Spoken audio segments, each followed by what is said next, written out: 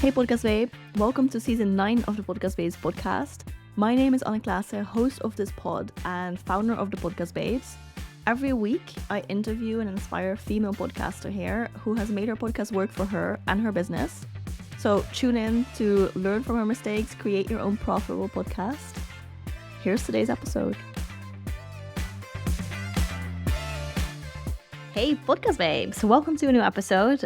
Today, I'm here with Stefanie Gass. She is a Christian business and podcast coach, boundary boss, and seven-figure CEO. She helps women grow their online businesses and make consistent income using podcasting. And of course, she also has her own podcast. She is the host of a top 20 globally ranked business podcast called Online Business for Christian Women. I'm really excited to have her on the show today. Stephanie, welcome. Thank you, Anne, for having me. I'm so excited to be here. Yeah, so let's talk a little bit about podcasting. I'm sure that this is going to be a good conversation today because you have a podcast with so much content. It's a top 20 podcast. So you've been doing this for a while. You have a ton of experience. Can you tell us a little bit more about maybe the starting phase? Like when did you start the podcast and how did that fit into your business? Did you already have the business or kind of what came first, the podcast or the business? Sure. So it's always a good one. What came first, the chicken or the egg, the podcast or the business? So I was a full-time entrepreneur. I had been in network marketing for 5-6 years. That actually ended up kind of falling apart back in 2016. And I learned the hard way not to have all my eggs in someone else's basket. And I was kind of left in this dark, like seeking place in my business around what am I going to do now? Like I've been this network marketer. It's honestly been my identity for so many years. I don't know what I should do. And I had a newborn at the time and a 2-year-old at the time. And I was just really in this dark searching place. And for me, my faith is a really big component of my life. And so I continued to pray and ask God, what is the calling work that you have for me? I would love to create a business out of what it is I'm meant to do. And in it was October of 2018, after kind of fumbling around, I had tried blogging, I had tried going live in Facebook groups, and nothing was really working. I was kind of throwing spaghetti at the wall. I had a prophetic dream and I heard start a podcast. And at this point, I wasn't really making any money. Like, I think I had like a weird ebook and I had some funky things floating around. I was making a few $100 here and there, but it was rough. Like I'd gone from this top 1% network marketer to 100% relying on my husband's salary, which wasn't a comfortable place for me because I had always been a successful person as far as business was concerned. But I heard this word from the Lord. And so for me, I knew that was it. And I didn't listen to podcasts. So that was really weird. It was like podcasting. Okay, like if God says, so I had this staticky microphone and I plugged it in. I made my own podcast art. It was awful. It was busted. I picked a willy-nilly name out of thin air and I started speaking. And I went, all I know is the direction. Like, I don't exactly know how this thing's going to make money. I have no idea exactly what I'm supposed to be talking about, but I know the direction. I know it's these moms who are wanting to start an online business and they want to be able to make sales. And I knew how to do that one thing when I had been in network marketing. So that's what I started with. And crazy enough, the podcast took off. I mean, within the first year, I had built a 6-figure coaching business from the podcast on accident. I'm getting constant new leads coming into the inbox. Like, do you coach? Do you coach? All from this podcast. And something really insane happened in my mind. I realized this podcast had actually become the lead generating tool in this business that kind of appeared out of thin air where I was coaching women on what their business would be. And so that's kind of the origin story of how it began. And the podcast became my number one focus. It became my bread and butter, so much so that I actually ended up getting off of social media completely for a couple of years and just using podcasting and my email marketing to grow. And the podcast continued to increase and to grow. Of course, I got more clear. You got to refine, you got to optimize, you have to learn some of the hacks as to growing your podcast and letting it be that lead generator. I grew a team, and now it's been 6 years of podcasting. And like you mentioned, the podcast is a top 20 show. It's it's grown a 7-figure company, which is mind blowing. That was never something I thought possible. It was never something I wrote down on a sheet of paper anywhere. Like, this is my vision. I was like, no way. Like, I would just like to get back to where I was, like in network marketing days. Yeah. But you know what God can do with your yes. So that's kind of how it began.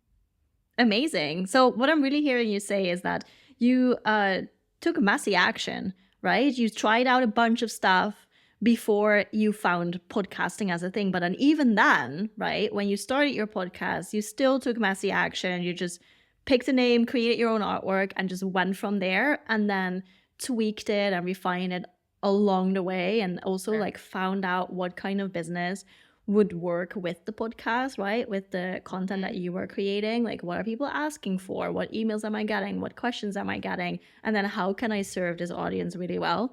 Which I think is so good to hear. And it sounds like that's what really I mean, not even propelled your business, but literally like restarted your business, which is amazing. So from taking messy action and then, you know, this whole journey of figuring out and, you know, clarifying more and more what the podcast will be and what the business will be, what advice do you have for people who want to start a podcast today in 2024? Is it also to take that messy action, or do you have now, you know, hindsight is 2020, now it's so much easier to look back and say, oh, I should have done that? What is your approach there? Do you think it's messy action or very strategic? I think it's kind of a hybrid. I think that depends on your personality type too. My people who are like me were like almost messy action to a fault people. Like, oh, I'm going to bulldoze and I'm going to go forward. I'm going to create 13 offers to see which one works. Like, that's not where we want to go, right? But then my other opposite spectrum personality type are my really detail-oriented analysis paralysis. Like, they cannot move until it's perfect. We don't want that either. We want to find this bridge in the middle of, I have a niche. I think it's important that we really do, before you start your podcast, realize that it's not going to grow and it's really not going to become income producing if you're talking to everybody, if it's a lifestyle focus. If you have a bunch of ands in what do, you've got to stop and do the work to really tighten it up. Because I really believe that you want to find that pocket that you serve really well. It's better to go small and hone in, and then as you have your first 100,000 downloads, 500,000, 1 million, now you're taking a step out, and you can grow your audience with time. So you really do spend that time to get locked into a niche. And an example of this is like, instead of saying, well, I help people with health. Well, that's not a niche, that's a segment. And so you're going to go deeper in that and say, well, what kind of health? Who is it? What are you actually doing for them? And you say, oh yeah, well, I do, 15-minute workouts, and I really focus on moms who have kids under 5. Now we're talking about something you can actually scale and monetize when you're small. So you got to do that work to refine. But then once you kind of get that direction, it's not going to be perfect, but you've got to allow yourself to let go of all the things you can do and decide on the thing you're going to do, at least for the next 12 months. And then you take a little bit of messy action to get it started. Ideally, you can invest in podcast art. That is one thing that I'm really intentional about, with the people that I help, is I prefer them not to make their own art, because you have 0.2 seconds to get someone to listen to your podcast. And if your art doesn't look professional, up-leveled, and like, you know what you're talking about, it doesn't edify you, they're passing you by for that next art next to you that looks baller. So if that's the one place you're spending money, even over getting a fancy microphone, I would have podcast art. That's one thing I probably wouldn't messy my way forward in again. And then other than that, start. Because at that point, you've got a locked in niche. You have some really solid podcast art. The rest of those pieces can totally be refined, right? Like the messaging, figuring out the titles of the show, and SEO, and all these other little pieces that are important can come later. Because in order to optimize, you do have to start.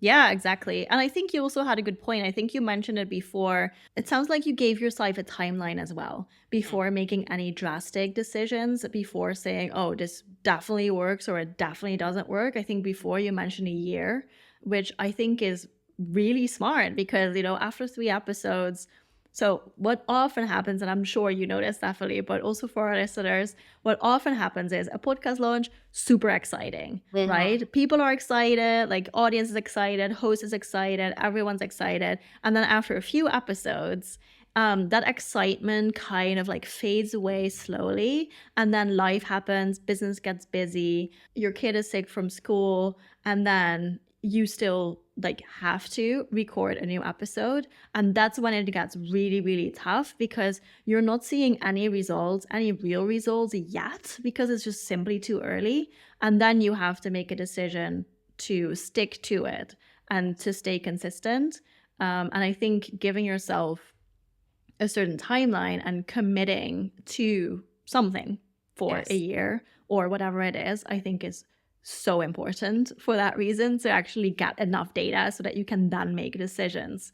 So it sounds like you definitely did that when you started a podcast. Is it still something that you do? And like maybe are you trying out other things now that you're kind of testing in timeframes? And can you share a little bit more about that and like refining the podcast? Sure. Yes. I still really, really do attest to longevity when it comes to podcasting because it's not necessarily one of those feel good vanity metric sites. Like, Yeah. typically you don't have an episode go viral and you feel great about yourself, right? It's like podcasting is a slow grow. And the reason why I'm okay with that is because podcasting doesn't have a shelf life. Your episodes don't get published and then go to the social media graveyard or get buried by an algorithm. Like, they're just there. And when people search for those relevant topics, like if someone searches for, decluttering 101 or how to declutter my closet, and somebody has that particular strategic episode, that episode's going to come up in the search result and they're going to get listened to. And that's the point of creating long form, right? Which is your best friend, especially now, guys. Like, everyone wants a side hustle. Everybody wants an online business. And everybody thinks social media is the way to do it. That's like running into this stadium full of 20,000 people and everybody's screaming about their offer at the same time. Well, nobody's actually listening to anybody else because we're all screaming. Versus, I'm going to come into this room full of 20,000 people and I actually get a stage and I'm going to talk for 15 minutes. And now everybody's going to listen to me because I actually have a microphone. I have everyone's attention and I'm going to provide this thing of value.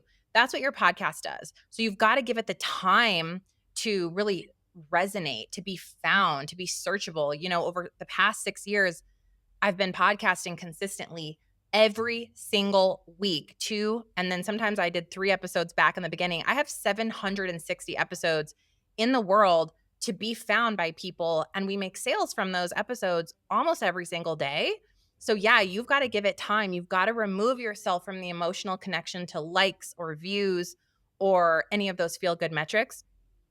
And then the second question that you asked was, are we testing other things? So what I decided to do was to marry podcasting until I had hit 1 million downloads, because for me, that was that goal, that elusive, like, this is the thing I'm committed to. And I had seen the fruit of being focused on one thing. I had seen, like, this is really revenue producing. The second I start to dilute my attention and do all this other fancy stuff, my revenue is going to dilute with it. Like, I am not under any false pretense of like, less is better, especially when you're optimizing and you're becoming an expert in your craft, which for me was podcasting. So once we hit that 1 million downloads, we added blogging as a method of repurposing because we knew this is another long form method that Pinterest can drive traffic to this and it can drive traffic to the blog and it can drive, so we added that. And then about maybe 6 months ago, we also added YouTube as a method of testing. And the reason that I'm doing that is because people love short form. Like, there's nothing wrong with short form video, but I didn't want to create short form that went to the social media graveyard to die. So I decided I'm going to do short form on YouTube stories, and those stories are going to point back to the podcast. So anything that I create, first of all, make sure your thing is super fruitful. You have a team to support you before you go testing other long form. Do one at a time until the second one's flourishing. Then you add another one with the thought in your mind. Always, here's the important part. I'm not creating more content. I'm creating a repurpose of the thing that's making me money, and it's pointing back to the thing that's making me money. So Yeah. every video that we would ever put anywhere, it's pointing back to the podcast because that's where we convert our leads into clients and students. Yeah, exactly. I think that makes so much sense. And I think it's really important what you said, right? To not break what's working basically, because when you know that okay, this podcast content, this is working for us, you don't want to get that shiny object syndrome and then do something completely different, but you want to stay super super close to it and basically enhance that even more by repurposing the content. And I think that's so incredibly smart. Yeah, that makes a lot of sense. How is YouTube going for you so far? Because it's actually also Yes. something that we're testing. Like this season of the podcast is the first one on YouTube. Nice. So yeah, we're also testing that. So I'm curious, how is that going for you guys? Well, I will be super honest. YouTube is about 10 times more time than podcasting.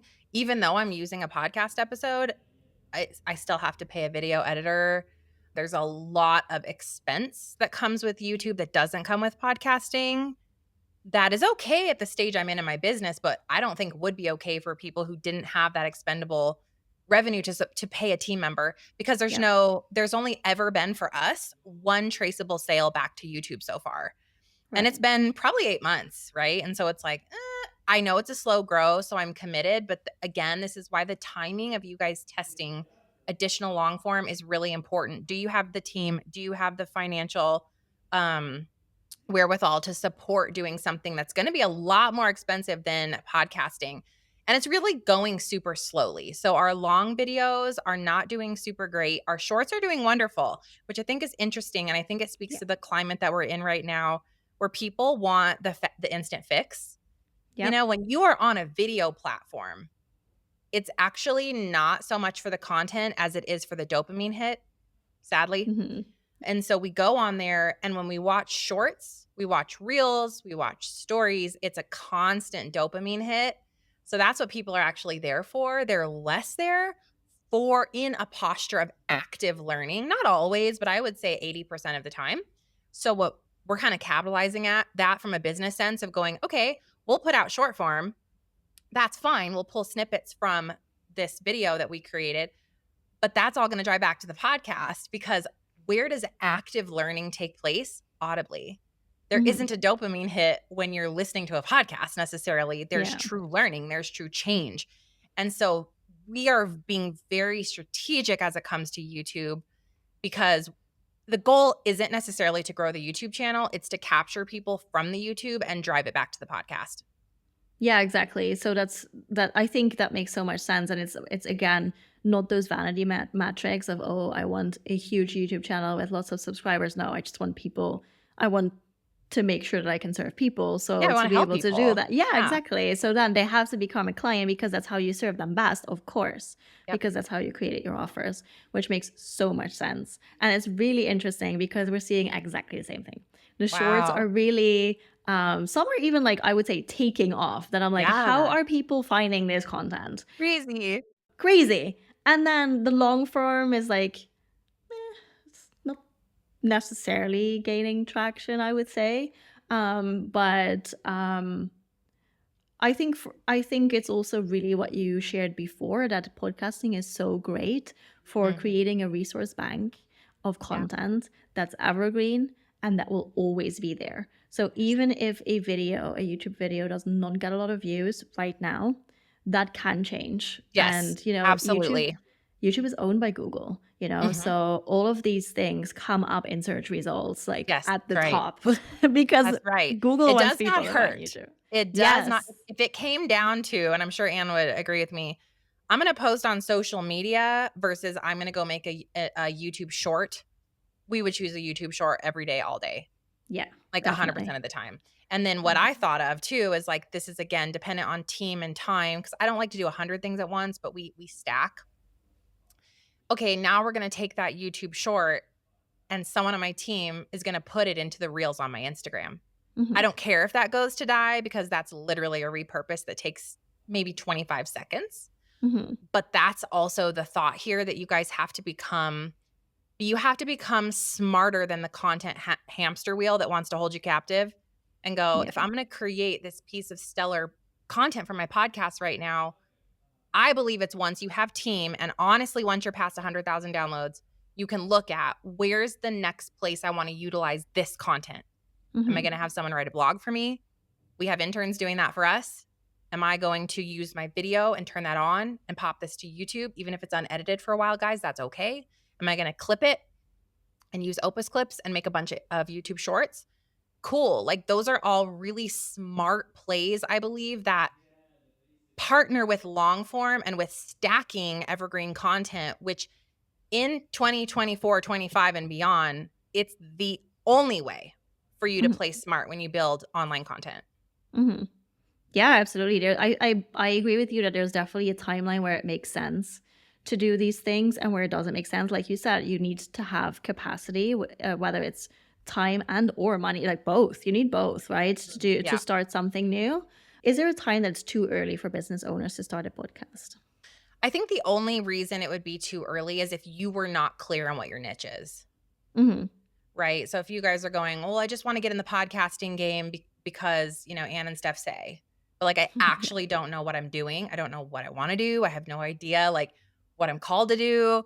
I could do 100 things. Like you wait a minute and do the work to figure out what the pocket is that you want to serve and you're called to serve. And some tips on this one for those of you in that seat are, what are the trials you've walked through? There's a lot of clues in there. What is the vocational things you're great at? Are you great at speaking? Are you great at writing? Are you a natural born teacher? Are you an organizer? Are you just a fantastic communicator? Those vocational things are huge clues for you as well. And then what do your friends always come to you for? And you feel like it's easy for you. You feel like these are natural things and they just are shocked that it's natural for you, right? Like Mm-hmm. for me, I can sell and speak and teach and lead. Like it's so simple. It's so easy for me. And people are like, how do you do that? But like organize my laundry room, like I'm going to have trouble with that, right? Like that is not what I'm naturally great at. So you can look at these things and I don't want you to diminish or minimize anything that it is that you're great at because we are each uniquely and wonderfully made. And so that beautiful little perfect thing that you bring to the world, that's the thing that God wants to use you in. So we try to minimize it or we try to make up all these grandiose things that we want to become and build a business on that. Mm-hmm.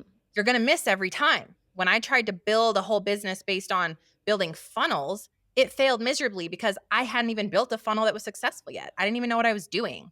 And so I had to get back to grassroots of like, what are the things I've already done? Mm-hmm. And then who am I going to do that with? One particular person, one particular problem, and then one particular platform, and really dive into that. Now it's never too early. I say you podcast before you have a website. You podcast before you have an offer. Once you have clarity on what your thing is, you must start the podcast immediately because that's the thing that's going to grow the leads, grow the audience, give you a place to market a future offer and help people to trust you, believe that you're the coach or mentor for them. It's going to naturally allow you to have these organic conversions happening with future clients. It's just such a cool, beautiful platform for you to reach people literally across the globe with what it is that you do in a Mm-hmm. really simple, easy, honestly, affordable way.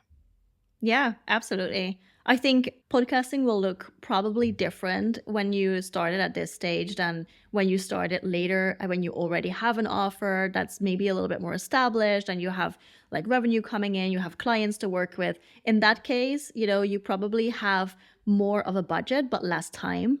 So then it would make more sense to work with a production company often. But then if you are more at the starting phase of your business, like what you just mentioned, you have your niche, but you don't have an offer yet, for example, in that case, you often have a lot of time and not a lot of budget. So then you want to do more by yourself and then make those changes along the way, like you said, also because there's not really a brand that you can hurt. There's not really anything like that. But if you already have clients and you have a more established brand, you want to make sure that this podcast looks like very professional because it needs to be in line with the rest of your brand. So I think that makes a lot of sense. And I think that's really beautiful. That's something that we don't talk about on this podcast that often. So I'm very happy that you brought that up, Stefanie. And I think that's a really good perspective as well to share. So thank you for that. You're welcome. So this is usually where I ask you, what's your top tip for new podcasters, but I feel like we might have already discussed that, because what you said before is niching down, like really, really niching down, knowing exactly what you speak to whom about. And then also taking that massy action, and then, having a timeline and making tweaks along the way, keep refining. Is there anything else you would add? The only other top tip I would give you guys is, once you have your podcast launched, spend time every month diving backwards into your analytics, because there are so many clues in there. What was your top downloaded episode from that month? Pay attention to what it was titled, what was the keyword in that particular episode, who was it targeted at, what was the content, and how long was it? Because I think it's really interesting to note that depending on your audience, some people's audiences are going to prefer like a 60-minute full out, like it's a Joe Rogan conversation. And then other people's audiences, they're like, I'm going to take that 15-minute one. Like, that's my sweet spot. You guys can start to now customize your content based on your listener behavior if you're inside those analytics. And you can find those where you guys host your podcast, whether it be like Podbean or Libsyn or wherever. You can also log into Apple Connect once you've shared your feed to Apple, and look at those analytics as well to really start paying attention to what's working for your listener. Yeah, that's, I think, super good advice. Yeah, and also in podcast in Apple Connect, you get a little bit more information, right? You can see how long people listen, which is really interesting. Like, when do people drop off? It's best if you already have some listens or some downloads once you start looking into that, because if you have to be and like one person drops off after 10 minutes, then it's like, okay, cool, like doesn't say that much. Exactly. But yeah, no, absolutely. I think looking at the data that you have, which, to be fair, like for podcasting, compared to, Google Analytics and stuff like that, we don't know that much, but still there is definitely clues. There's definitely clues, like you mentioned. Absolutely. Stefanie, thank you so much for coming on today and sharing a tiny sneak peek into your podcast journey with us today. It's incredible what you've built, over 750 episodes, which is just amazing. So much content. And I'm really grateful that you came on today to share some tips and tricks with us. Before I let you go, and we'll also add all the links to the show notes, but can you tell us where people can find your podcast and, of course, also your website or business? Of course. Well, thanks for having me. I hope you guys learned something today. My podcast is called Online Business for Christian Women, and my website is stefanigass.com. It's STEFANIEGASS.com. All the fun things that can support you guys in growing an online business in less time using podcasting. Perfect. Amazing. Thank you so much. And thank you for listening. See you next week. All right. That's it for today's episode. Need some help to get your podcast off the ground? Not sure where to start and what to focus on? Go to thepodcastbabes.com to schedule a call and learn more about our podcast launch and production services. See you next week.